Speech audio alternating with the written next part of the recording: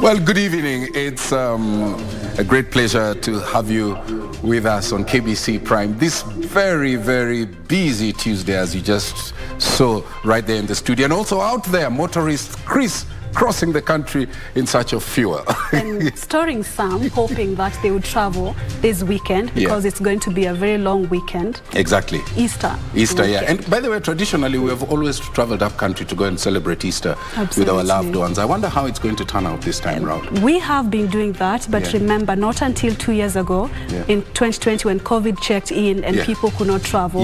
Last year, again, people were not able to travel. But right now, they're free to. They're free to. And yet, there is this crisis. Well, all that coming up in this live broadcast. But first, our top stories.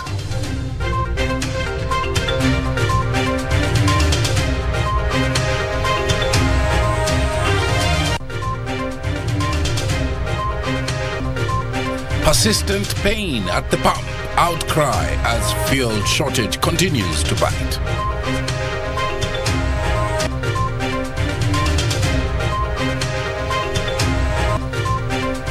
Bill at the third stage, party losers may have a lifeline. International Day for Street Children. Our senior reporter, Safina Chen, walks you through a day in the life of a street child.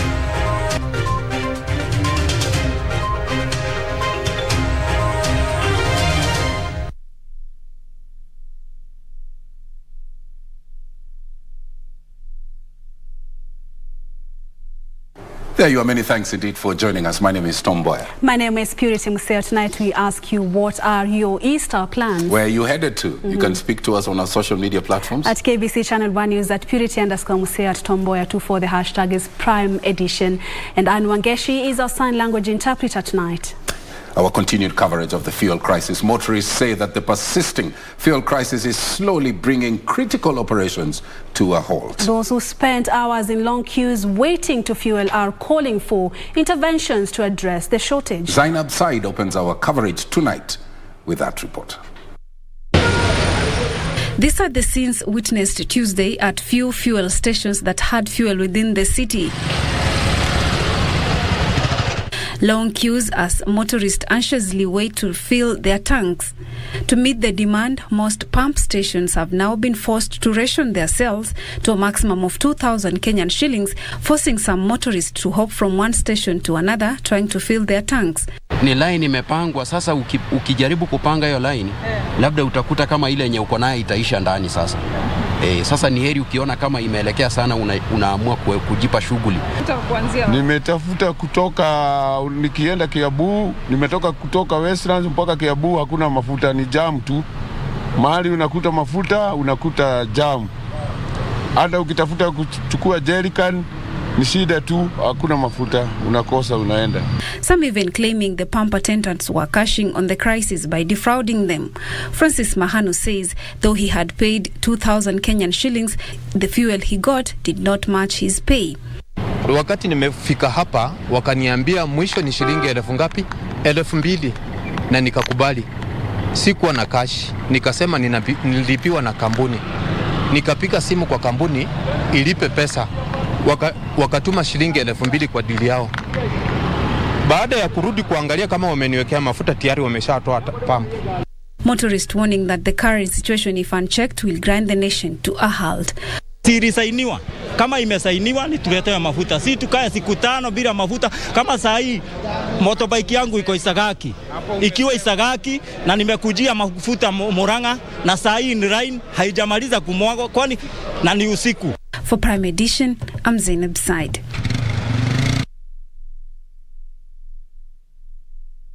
Well, the fuel shortage continuing to bite, many Kenyans falling on hard times, and we hope that the situation will become better. Absolutely. Sooner rather than later. Sooner, before Easter. Before Easter. Yeah. 8 more political parties have joined the Kenya Kwanza alliance led by Deputy President William Ruto ahead of the August 9th general election. Though the parties will retain their distinct identities, they will campaign as one of their alliance's presidential candidates. Now, during the signing of the pact, the Deputy President termed the move by our parties a clear demonstration that Kenyans identify with aspirations of Kenya Kwanza. JJ Kuria reports. The Kenya Kwanza Alliance had until Tuesday morning 4 political parties under the umbrella coalition after the Democratic Party led by National Assembly Speaker Justin Muturi joined the outfit. 8 political parties Tuesday signing up to join the coalition, bringing the total number of parties under Kenya Kwanza to 12. Gatundu South MP Moses Kuria's Chama cha Kazi, Embu Governor Martin Wambora's Umoja na Maendeleo Party, former Kiambu Governor William Kabogo's Tujibebe wa Kenya Party, former Agriculture CS Mwangi Kiunjuri's TSP, the Farmers Party, the Economic Freedom Party, the Devolution Party of Kenya, and the Communist Party of Kenya, pledging to work together with other parties in Kenya Kwanza to advance economic prosperity in the country. Change the fortunes of our citizens and put money in people's pockets. The alliance on the other side is about changing the constitution. That's where the difference is. Kenya Kwanza wants to put the Kenyans ahead of everything else. We want Kenya where everybody lives with dignity and everybody demands and gets respect. Baada ya tarehe 9 tutawapatiwa Kenya matumaini. Deputy President William Ruto and his co-principals taking a swipe at their rivals in the Azimio la Umoja One Kenya Coalition Party, accusing them of advancing politics of deceit. Blindfold people into an agreement that they have not read, that they have not understood, and that they later have to complain about. I think it is the height of impunity. The worst form of corruption is the corruption of trust. What we are seeing somewhere else is that there is a resurrection of that trust deficit. The parties under Kenya Kwanza say they have coalesced willingly, accusing a section of political actors of attempting to interfere with their affairs. Hatukusukumwa wala kuvurutwa. Na ni kwa sababu lengo letu kama chama cha Tujibebe ni kuinua hali ya maisha wa Kenya. I forgot how to lose elections 20 years ago. I forgot. I don't know how to. And we are going to win this one. Make no mistake. I want to order you mara moja kutoka leo, all the posters, all the billboards will bear the picture of our great leader William Ruto mara moja. The alliance is hopeful that it will trounce its rivals in under 120 days. John Jacob Kuria, Prime Edition.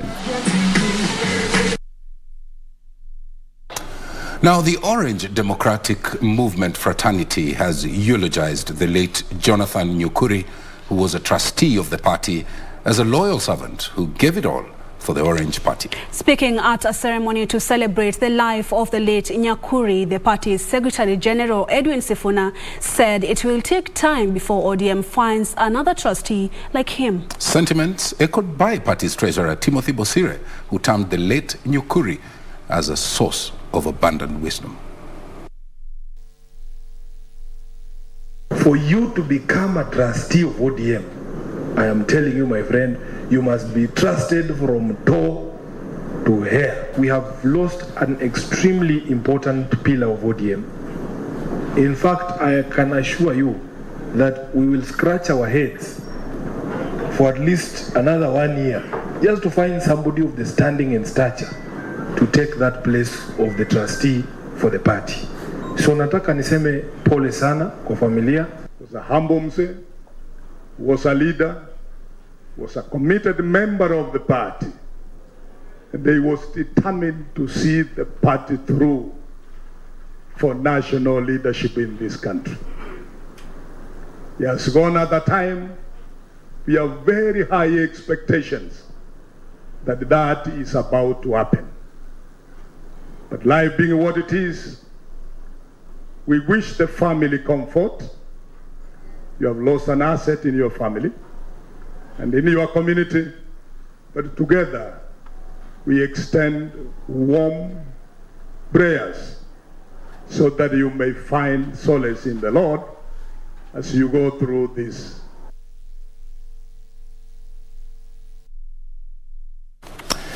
Moving on, Azimio la Umoja Executive Director Raphael Tuju has dismissed claims of a fallout in the Raila Odinga-led Azimio One Kenya coalition. Speaking after chairing a meeting of all Azimio Oka Secretary Generals, Tuju said the coalition is intact and focused on winning the August 9th polls. Here's that report. A day after One Kenya Alliance coalition allegedly wrote to the Registrar of Political Parties to stop the process of registering Azimio One Kenya Alliance, Azimio la Umoja Executive Director Raphael Tuju has addressed the emerging cracks in the political faction, saying the coalition is intact and any turbulence in the Azimio One Kenya Alliance will be resolved. We are consulting on how we're going to move forward. We have generally agreed that we'll be guided by the very important principles of guiding a big coalition such as ours.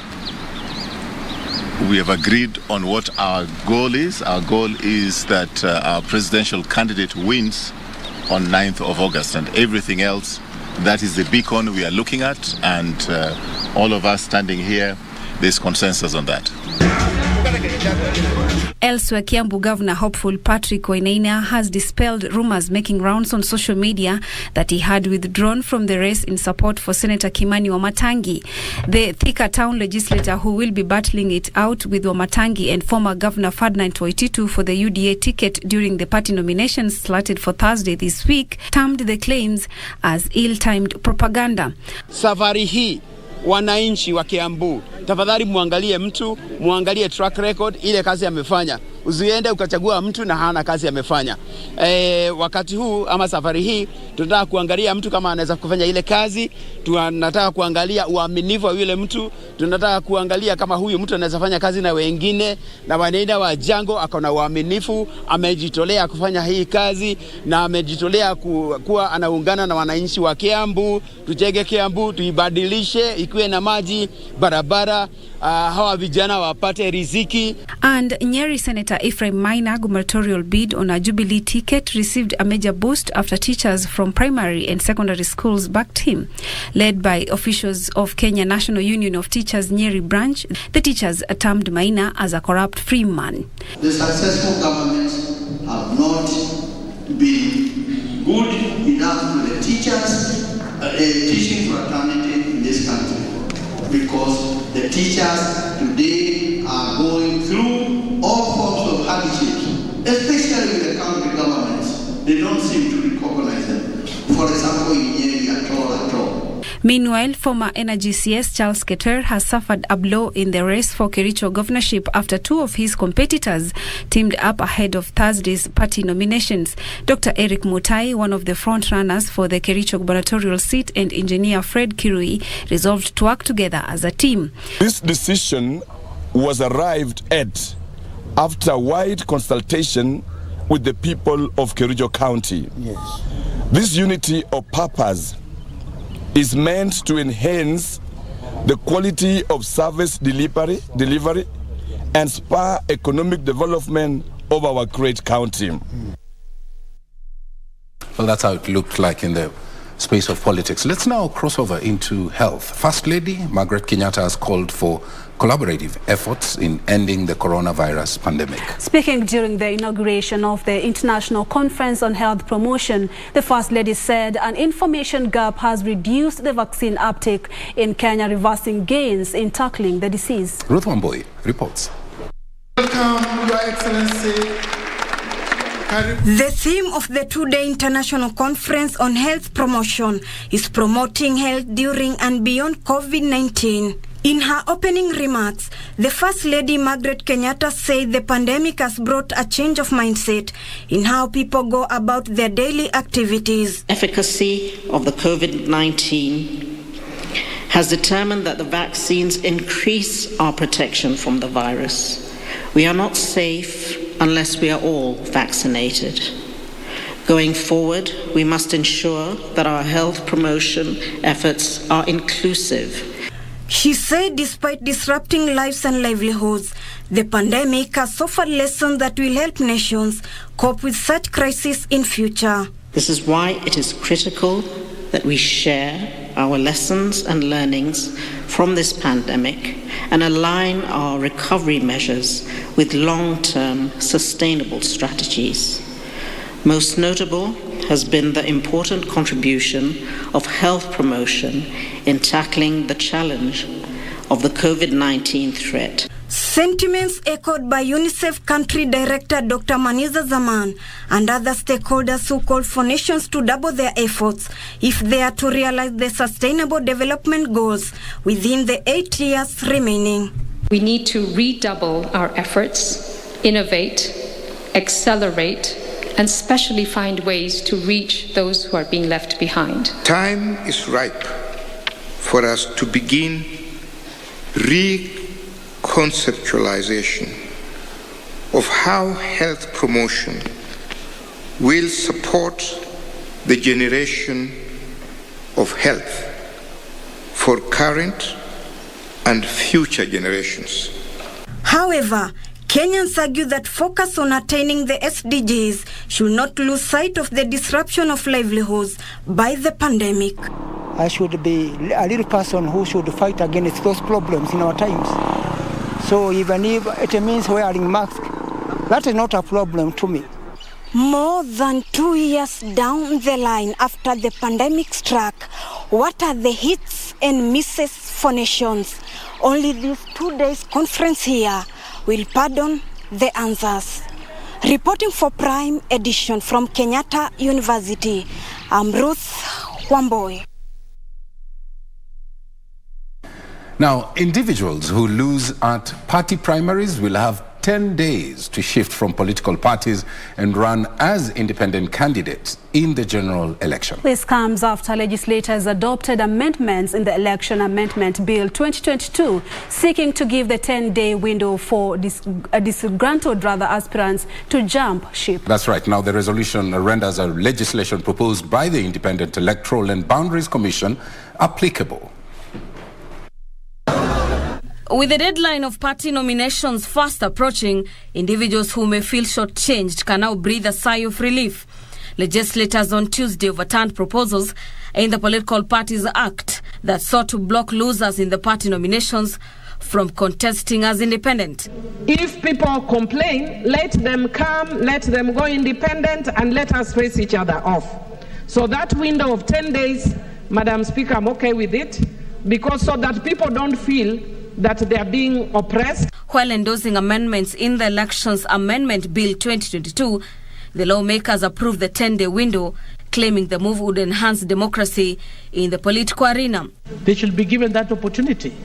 And this, Madam Chair, I think will put parties in check so that you don't apply anything that maybe might not be applicable as far as democracy is concerned. At the same time, MPs opposed proposals by IEBC barring media houses from broadcasting live electoral results, claiming the commission does not have the mandate to bar live broadcasting under the law. IEBC has no business in regulating what TV stations do.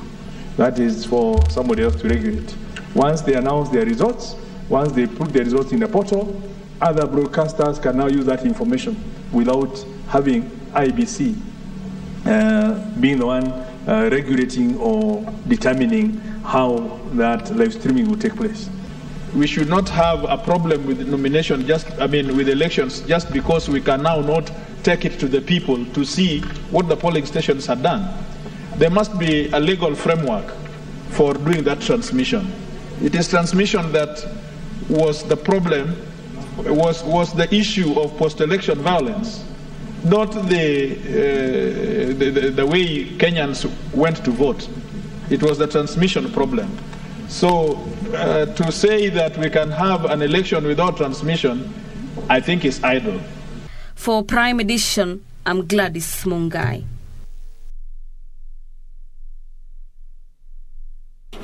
Very well. The War on Terror, International Day for Street Kids, and Tattered Dreams, all coming up.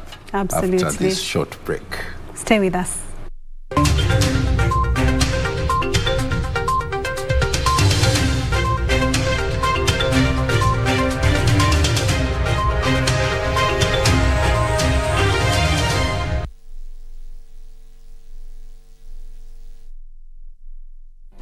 Do you have a news story to share with KBC? Get in touch swiftly on email news@kbc.co.ke or call 0723-892-654 or 0734-780-124. Ili kupata mafuta kupanda kama skiza tune kwenye simu yako, bonyeza *811 397 hash. Nashukuru serikali kwa kuongeza bei ya mafuta. Sasa niko kwa highway na hakuna traffic hata kidogo. Naomba serikali iendelee hivyo, tubaki tu watu ya gasla na heavy machine peke yake. Pia mimi naomba huyu serikali waseme kama gari yako ni below 3000 cc, gari yako ili kupata mafuta kupanda kama skiza tune, bonyeza *811 397 hash. *811 397 hash.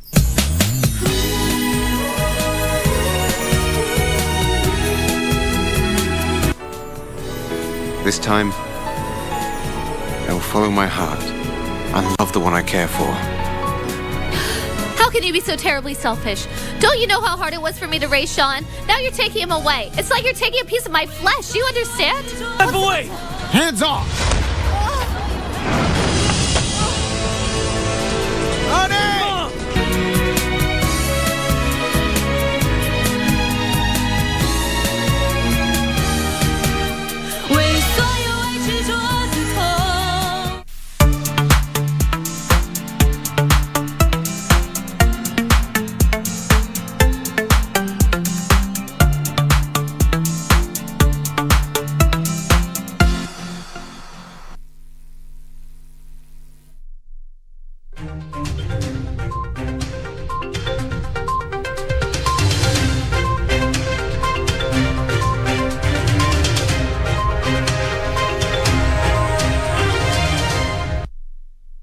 Welcome back. Education Cabinet Secretary Professor George Magoha has called on schools with pending projects on CBC classroom construction to complete them ahead of the May schools reopening. The CS noted although the competence-based curriculum classroom construction project had hit 90% rate countrywide, some counties like Machakos were still lagging behind. Brian Windy with counties.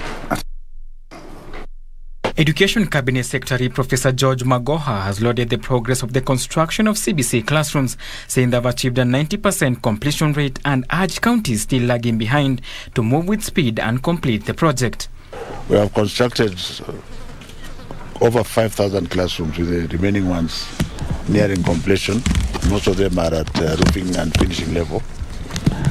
I believe that we shall deliver, so that I can brief His Excellency the President that the first 6,487 classrooms are completely built.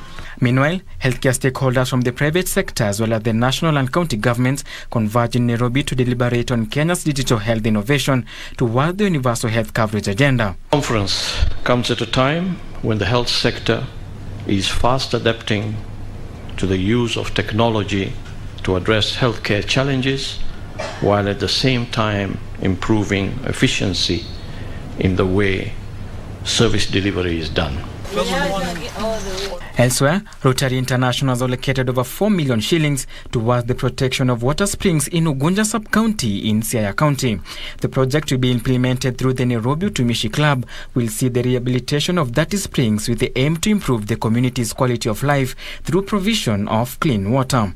In this particular project of water, our concern is that water being health, giving people clean, safe water is improving the quality of life. And for this project, we have a total of 30 springs to be protected. Finally, a family of Udaward aspirant in Mombasa County is crying for justice and thorough investigations into the death of their kin who allegedly died in police custody. According to his brother Billy Musakali, the late Andrew Musakali was picked from his home in Jomvuku, Jomvi constituency Monday night by alleged police officers from Makindani police station for allegedly failing to pay 50,000 shillings debt. Bwana kama alikuwa kweli ameenda kuchukuliwa nyumbani, kama ameenda kuchukuliwa nyumbani si lazima kuna mtu mlalamishi huwa ameandika, lakini pale haiko kivipi? Pana nini? Yani pana nini panajiri pale? For Prime Edition, I am Brian Mwindi.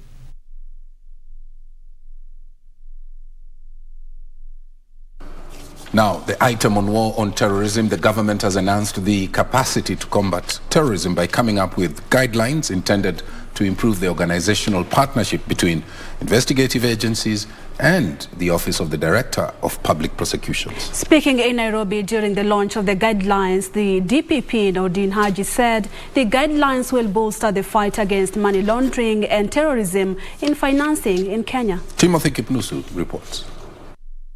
Lack of full cooperation between investigative agencies has undermined the war on terrorism. At the cornerstone of the global fight against terrorism is the United Nations Security Council Resolution 1373, which called on all member states to work together urgently through increased cooperation and full implementation of the relevant international conventions relating to terrorism. It is for this reason that the Office of the Director of Public Prosecutions, in collaboration with the criminal justice actors and civil society organizations, introduced stringent guidelines that will enhance synergy among them in the war on money laundering and financing of terrorism in Kenya. I would like to emphasize that these guidelines are intended to serve as a resource for stakeholders as they work to ensure the investigation and prosecution of terrorism and related offenses, including financing terrorism, is conducted in accordance with the rule of law. Inspector General of Police Hirali Mutyambai and the Central Bank of Kenya Governor Patrick Njoroge concurred on the need to enhance capacity to deal with the emerging trends of terrorism. Private sector also, including banks, money remittance providers, and mobile network services providers, also have valuable contribution to make in the effort to combat terrorism financing. We have suffered as well in Europe, and it is in the end a global phenomenon that does require collaboration. It requires collaboration between agencies in a country, but then also collaboration across countries. For Prime Edition, I'm Brian Mwindi. Moving on, the National Assembly's Administration and Security Committee will probe measures the government is putting in place to contain rising cases of insecurity in Isiolo. Residents have urged the government to beef up security in the region following a banditry attack that left 9 herders dead. Now, the residents want a disarmament exercise conducted in the area to ensure that firearms are not left in the hands of criminals. Tension remains high in Borat area of Isiolo County after Friday's banditry attack that left several herders dead. Survivors of the attack are currently nursing gunshot wounds at Isiolo County Referral Hospital. 5 of them who escaped death by a whisker say the attack was planned and well executed, with approximately 300 raiders combing their manyatas and livestock grazing areas. Unajua walikuwa wameshatuzingira na walikuwa watu wengi, so ni mamtaro tu ndo mingi area hiyo ndo litokoa. Naingia kwa mtaro unatokea na mbele ukielekeanga. Baada hapo ni mapikipiki ndio litukujia ikaturusha hospitali. Nilikuwa nimetoka hapa asubuhi nikafika huko saa 8 kwenda kuchukua maziwa.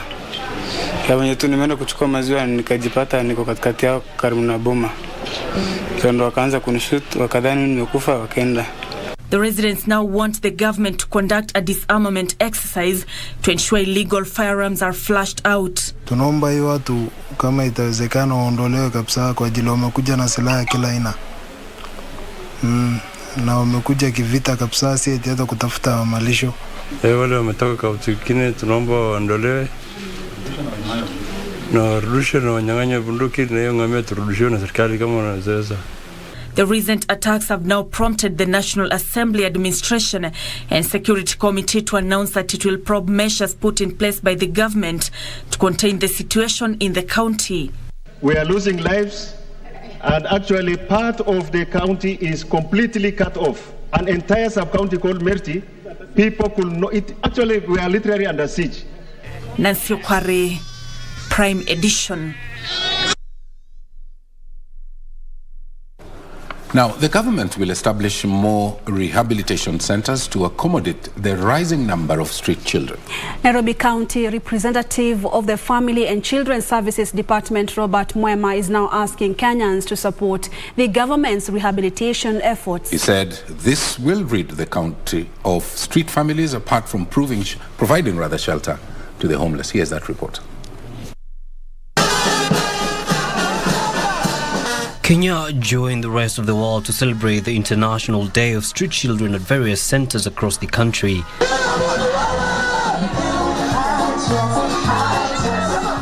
At St. John's Community Center, Pumwani, Nairobi, reformed street children from different rehabilitation centers came together to showcase their talents.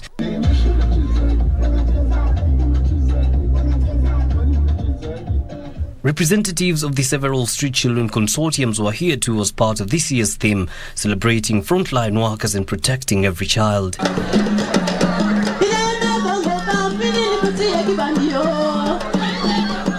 Despite previous successes in rescuing and bringing some street children back to their centers, a lot of work still needs to be done. The civil society does their work, the government does their work, but at the end of the day, there is no coordination to ensure that everything works out smoothly. Hiyo life ya street ilikuwa ngumu sana, na ile life nilipitia, mbona it's high time sisi wenye tumereform, we can make change. Ndio maana tunaona umuhimu. Koziki yetu tushaiva. The tough life in the streets has also seen many hold on to rehabilitation centers. Nimeona maisha ya street ni ngumu. Hapo maisha inaenda. Hata maaskari wenyewe zitaka tulale saa hii. Wanatufuguza, wanasema tunafuta hizi vitu mbaya mbaya. Sasa nimeamua kurudi shule niende Kamulu. Naweza furahia sana nikipelekwa. Ningependa kwenda kwa center, lakini bado kuna ma street boy kadhaa bado tuko nao, kama tunaweza enda na wao sana. Pia wasaidike. The county government is now working on a policy that aims to reducing the population of street children to almost zero. We have a draft now, and even in this forum, we are getting views from the children, both from the institutions and from the streets. We implement the 4 model, which is rescue, rehabilitation, reintegration, and resocialization. For these children, unless the society changes its attitudes towards them, the miseries will never end anytime soon. Ukiona chokora kwa barabara msaidie muokoe sikia shida zake. The consortiums gathered here today are calling on the national and county governments to boost efforts geared towards rehabilitating street children and families back into the society, even as they look towards a street children-free Kenya. Yusufar reporting for Prime Edition from the St. John Community Center, Nairobi. And by the way, if you look at the data of the 2018 National Census of Street Families, close to 47,000 persons live in the Kenyan streets, 15,000 being children who are aged below the age of 19. And as the world marks the year 2022 International Day for Street Children, Safina Cheng spent time with street urchins in different parts of Nairobi and picked their experiences. Here now is the feature.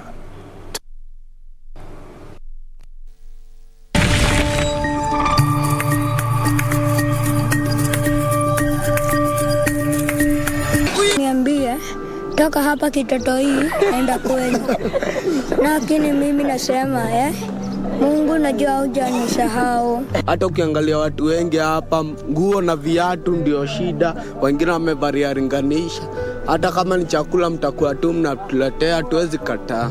For many of them, crime is the only readily available means to survive, which makes them an easy target for law enforcers and mob justice. Their lives can be wiped out in a minute with no questions. Wengine ni kukufa juu ya kulewa, wengine ni kupigwa. Unaona ile kuwekelewa makosa, amefanya kitu na hajafanya, wapata mraia inachukua action against him na inamjaji na baki wanamuua, aidha wanamdiscipline mpaka anakufa. Na masafara wezetu wanatuacha, wanaitwa na Mungu. Regardless of these challenges, they are focused on what they want. Ndio nitoke hapa, useme kufunguliwa biashara aidha ya upishi ama ya sala, unaona. Ndio niweze kutoka kwa hii life nifike stage next yenye baadaye itakuja kunifikisha kwa dream yangu ya kuachieve music. It's mid-afternoon at the Koinonia Community Center in Dagoretti South, Nairobi. A center that is now acting as a fountain of hope for hundreds of children rescued from the streets. Here we meet Ndegwa. Today he is leading his peers to rehearse for an upcoming talent show. His great mastery of the art could perhaps obfuscate his former life as a street urchin, a past he chooses not to forget. Kwa street nimekaa for 3 years to 4 hapo. Na kitu ilituma niingie kwa drugs, kutumia drugs. Yani ni friends wapya. Unajua nimeshatoka nyumbani nimeingia street. Siwezi kaa peke yangu. Kuna ma friends nimepata huko. Hao ndio walianza kunifunza hizi mambo. Sasa unajua ukikaa na msee sana uone anafanya hiki kitu, pia yeye lazima utataka kuifanya ujue iko aje. So pia mimi nikajoin kwa hizo drugs, nikaanza kuzitumia mpaka zikaniaddict, yani singekaa bila hiyo drug.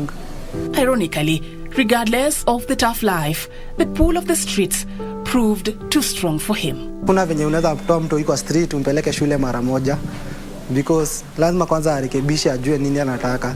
So pale kwa rescue unaona sana siku ya kwanza umeingia, bado kuna wale marafiki ulitoka nao street. So bado kuna ile bado mnachochana. Bado ile kiu ijaisha. Unasikia kuna kitu umemiss huko hivyo street. So ndio mnaanza kuchochana, sijui mnataka nini, huku ni kubaya what, ndio muende. When he finally yielded, he found not just a home but a new lease of life. Hii center imenipea vitu nyingi sana. Nimegain vitu nyingi sana zenye hata sikuwa najua. Ukiangalia hapa, hii ni group yangu ya acrobat. Mimi nachapanga acrobat na dance. Hizo vitu zote nimejulia huku na nikufunzwa. Arasa hii hata siamini kama mimi ni acrobat, sikuwa najua kitu. Ndio kuna mtu azali yangu akijua. Hapa nimegain vitu nyingi sana. Nimesoma sasa hivi kwa manila kuna. They only need help. Sometimes a little help. Because if we help them before they fall into that big hole that is the use of drugs and so on, we help them before that moment, we can really save time for ourselves and for them. We can save their lives. So what exactly is the best approach of realizing a street family-free country? For you to see that child in the street, something ought to have happened within the family. So there's this reintegration and the issue to deal with the financial issues, the economic situation within the family needed to be dealt with before we end to the street. Lakini mimi naweza penda kwa sana nikirudi home mtu asinichukie. juu si kupenda kwangu. Unajua kila mtu anakuanga na maisha yake. Kila mtu anakuanga na life yake, tuseme hivyo. Sisi tunaweza kuambia God blessiwe sana. Juu tuko hapa, tuko uhai sana. Watu wanatutukananga, watu wataongea vibaya, lakini hatufurahi. Realizing a street family's free country is a burden that the government alone cannot carry. It calls for collaborative efforts by multilateral actors who not only need to invest in improving the living conditions of street families, but also focus on preventive measures to curb the surge. Reporting for Prime Edition, I'm Safin Acheng Oma.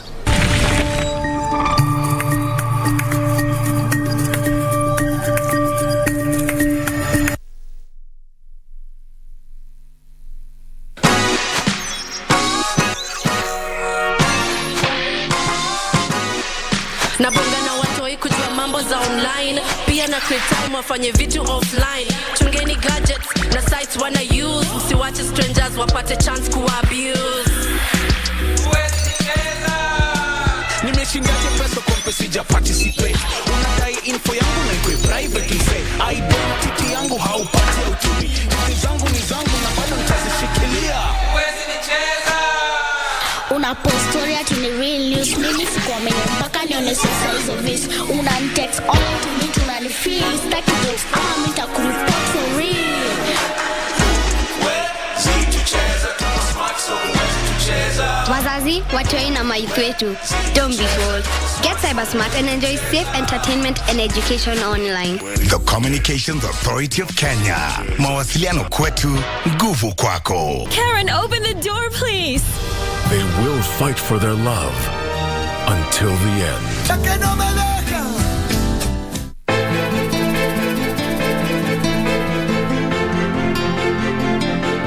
Unamtoa huyu kwake ukamleta hapa. Lea dadangu, mimi sijakuja vita hapa. Mimi na Kate tumeshatengana, lakini talaka haijapita. Sasa hiyo mali yote ni ya nini? Na hailiki, ina uchungu. Usione kama mbele nilikuficha na muacha. Arudi huko ukaishi. Kwa sababu mimi hapa sikutaki Kate. Sitaki msaada kuhusiana na jambo lolote lile. Hata linalomhusu pia sitaki.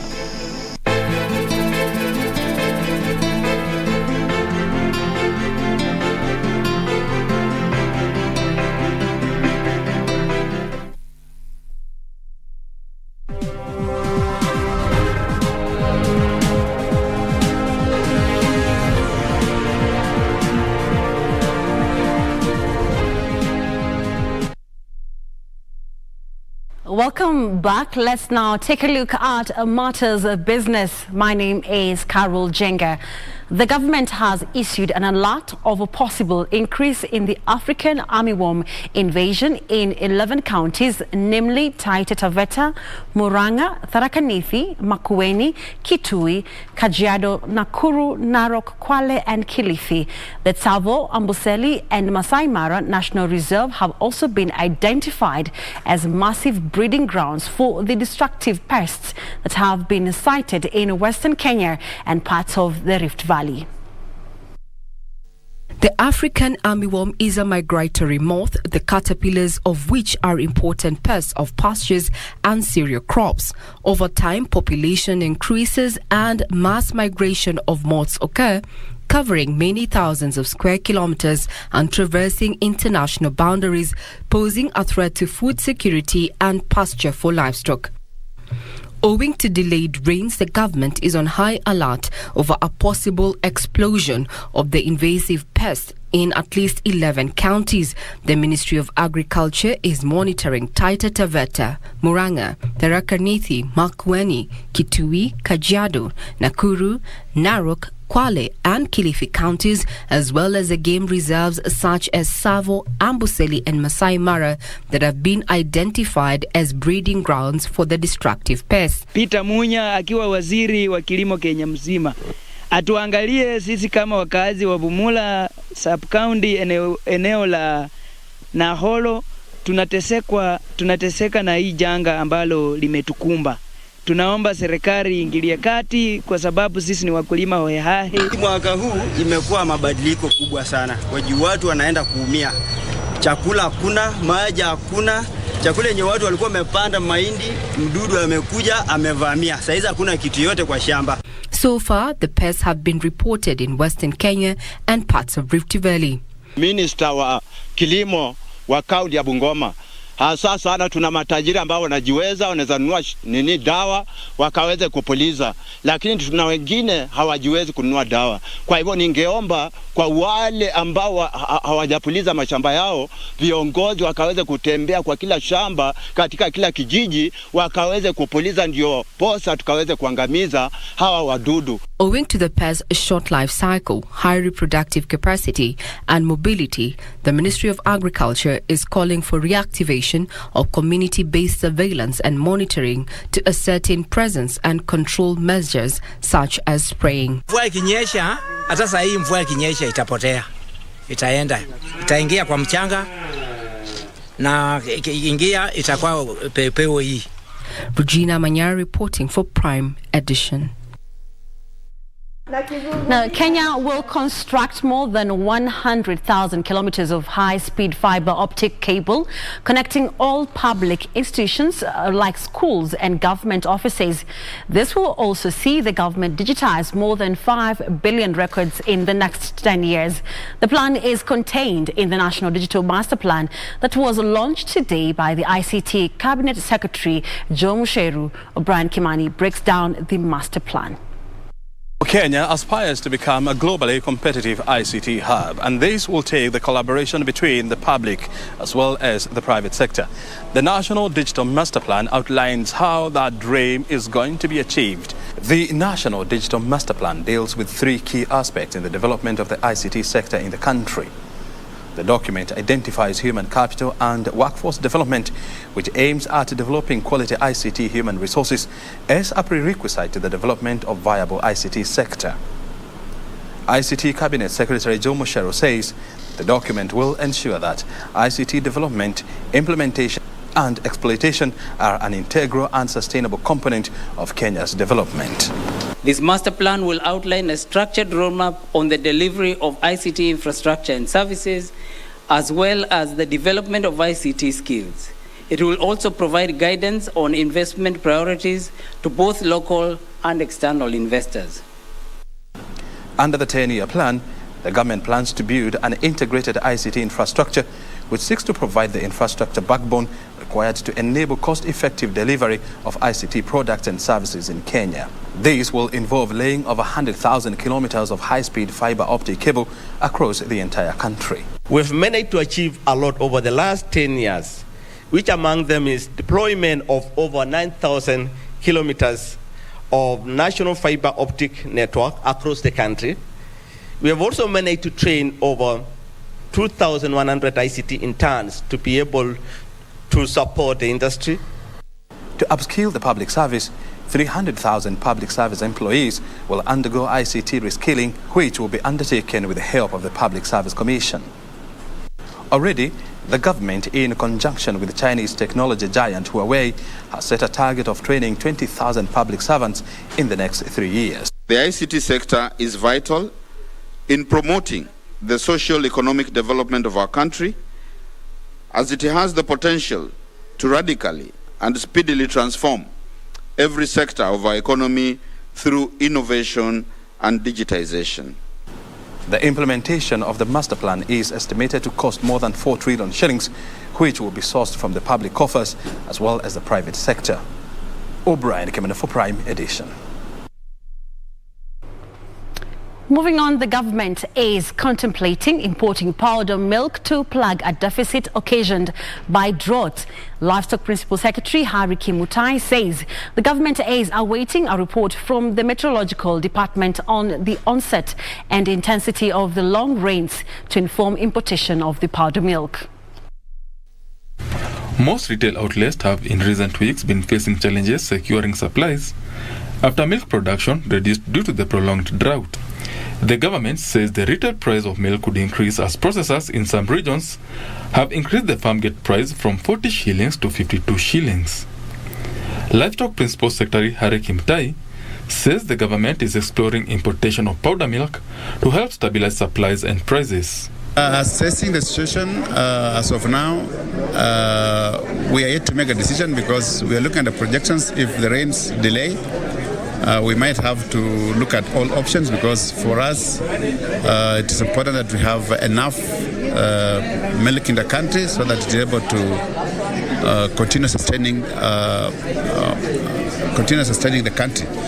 Modalities such as zero rating dairy products are also on the cards, as the government awaits an advisory from the meteorological department. Will we grant a waiver of duty if it's not coming from the ESC region? Because with the duty, it will become expensive.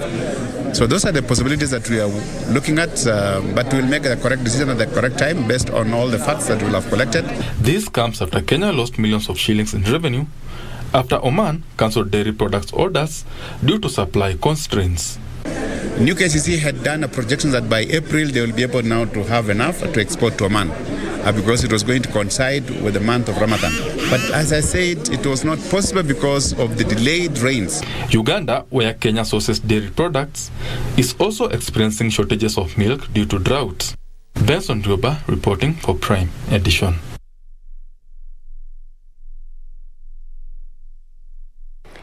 The Institution of Engineers of Kenya has inaugurated Engineer Eric Ohaga as the new president of the engineering body.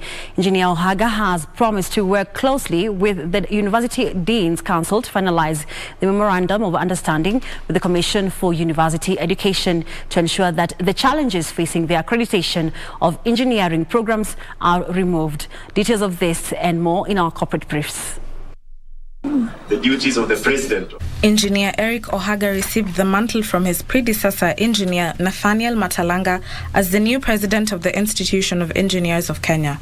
Engineer Ohaga says he is keen on the finalization of the Memorandum of Understanding with the Commission for University Education to address challenges of accreditation of engineering programs. He says this will ensure that the Engineers Board of Kenya is able to assure the rest of the world that programs in Kenya are up to international standards and fast-track Kenya's journey towards joining the International Engineering Alliance. We shall carefully review what has been done and to what extent, and based on our assessment, make considerations on the various approaches to take. Meanwhile, the Association of Medical Engineering of Kenya has finalized training on their new mobile app that will enhance repair and maintenance of medical equipment. The association's chairman, Simon Mbaka, says the new technology would promote better service delivery to patients as well as cut costs for hospitals. Health applications, more connected health solutions, where you enter names of the patient, get the results, and have maybe a cloud-based solution for data. CFAO Kenya has invested in Ofgen Limited, a leader in solar PV installation for commercial and industrial use in Eastern Africa. CFAO Kenya Chairman Ambassador Dennis Awori says the investment will help CFAO Group accelerate the penetration of the commercial and industrial renewable energy market. He says CFAO Kenya plans to equip all its facilities in East and Southern Africa region with photovoltaic panels to reduce carbon emissions by more than 1,000 tons annually by the year 2024. Ndutamo Kami for Prime Edition. Well, as we come to a close, the Institute of Certified Public Accountants of Kenya, ACPAC, is against a proposal that litigants deposit of 50% of the disputed tax revenue in a special account at the Central Bank of Kenya, saying it could have far-reaching consequences. You can find this story and more on our website at kbc.co.ke. And that's why we put a cap on business news tonight. But coming up next is Karen Kibet with a sports update. Have a good night.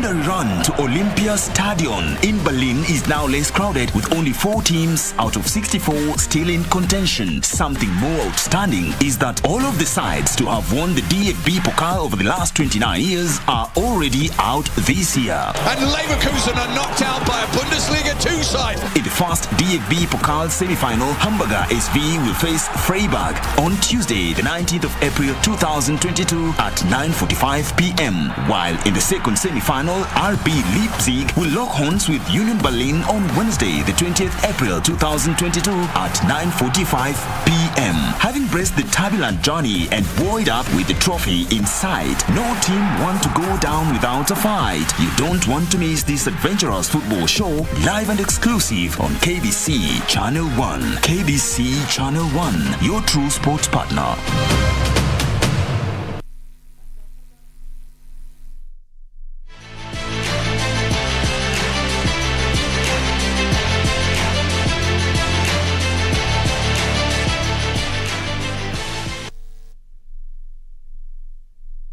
Welcome back. Thank you for keeping it Prime Edition. It's now time for us to talk sports. My name is Karen Kibet.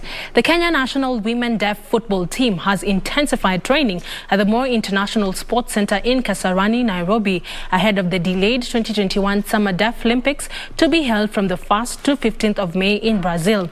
The team, alongside the athletics, basketball, golf and handball teams, have been in camp at the same venue for 12 days. The Kenya national women deaf football team has continued to train at the Kasarani Stadium 18 days before the Deaf Olympics begin in Brazil. The team, alongside athletics men and women, basketball men and women, golf men and handball men and women, have been in camp at the same venue since 1st of April. In Brazil, the Kenya national women deaf football team will play the host, champion Denmark, Japan and the United States. Head coach Ben Bella says the players are responding well to training, but singled out the defense as the department that needs to spend more hours on ahead of their trip to Brazil. I'll be working on my defense because it's as if I'm building a new team compared to the one we had last year. Fortunately, we have good defenders. We selected in Kakamega early in the year. And I believe with the setup we have and the set of players we have and what we've been doing so far, the response is very positive, and I believe we are raring to go. In Brazil, the team might be forced to cope with a small squad of 19 players and not 22 from the initial 35 who made it to the professional squad after some were dropped due to documentation. Thank you, Buckley, for that report. Now, Africa 100 meters record holder Ferdinand Omanyala of Kenya is aiming for a sub-10 finish during the 4th leg of the ASA Athletics Grand Prix Series at the Gamiston Athletics Stadium in Johannesburg tomorrow night. Omanyala clocked 10.11 seconds to win 100 meters during the 3rd leg of the ASA Athletics Grand Prix Series in South Africa last Wednesday. African sprint sensation Ferdinand Omanyala will compete tomorrow night against Akani Simbine of South Africa at the Jamestown Athletic Stadium in Johannesburg. However, in this highly anticipated race, Omanyala is more focused on running under 10 seconds more than beating his counterpart Akani. Preparations toward the season is going on well. I just came from the indoor season, the 60 meters, which was a perfect training. Coming into the outdoor season, I already started my outdoor season with a world leader then, the 10-0, but now it's number 3 in the world because now people are running. So I'm looking forward to more competitions. Omanyala stopped the clock at 10.11 seconds to win the 100 meters during the 3rd leg of the ASA Athletics Grand Prix Series at the NW MacArthur Athletic Stadium in Potchefstroom last Wednesday. Omanyala is using the ASA Athletics Grand Prix Series as part of his preparations for the African Senior Track and Field Championship set to be held in Mauritius in June this year, and the Commonwealth Games in Birmingham, England in July, where he wants to wrestle Simbine's respective 100 meters title. He also wants to secure a podium finish at the World Championship in Oregon, USA in August. Thank you, Nora, for that report. A team of 15 Kenyan swimmers left the country today for Zambia ahead of the Kana Zone 4 Swimming Championship set to be held from the 14th to the 18th of this month in Lusaka. The junior team led by 22-year-old Imara Bella Thorpe and 17-year-old Evans Kanja will be heading to Zambia with the hope of conquering the tournament, which is a part of their preparations for the Commonwealth Games set for Birmingham mid this year. Other notable swimmers in the team are Nathan Matimu, Makrin Kalombo, Joel Nyakundi, Rana Ameya, Haniel Kadwoli and Maria Bianchi, who have all set best times during this season's event. More than 100 swimmers from more than 5 African countries will compete in the 4-day championship.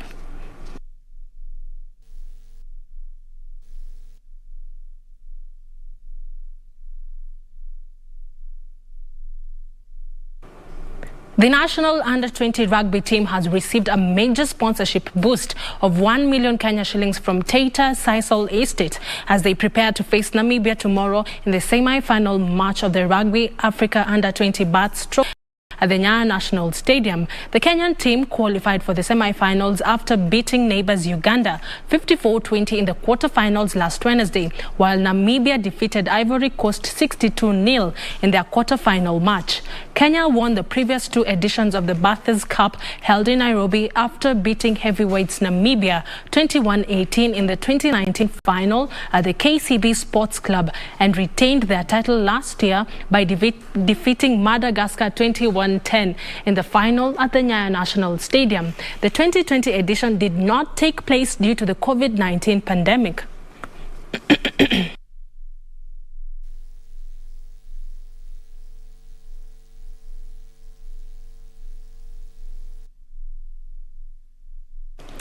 FKF presidential aspirant Twaha Mbarak has reiterated his commitment to nurturing talents from the grassroots as it's the only sure way of reviving the dwindled standards of the football in the country. Twaha, who is a long-serving football administrator, believes the game can be revived by electing people who prioritize players' welfare.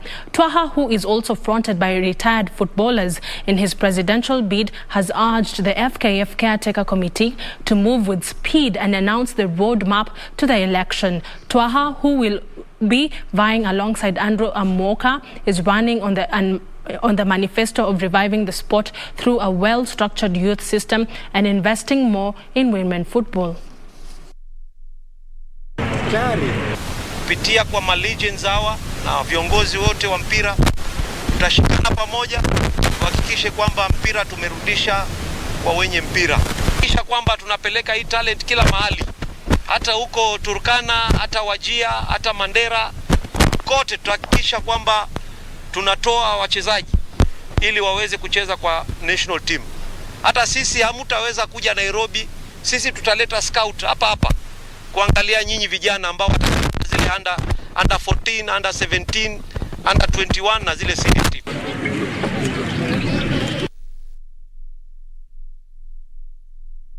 Those are all the sports stories we had for you tonight, but don't forget the first 2 second legs of the UEFA Champions League quarter-final matches will be played tonight, with Chelsea travelling to Real Madrid while Bayern meet Villarreal. Chelsea boss Thomas says he's hopeful that his side will overturn a 2-goal deficit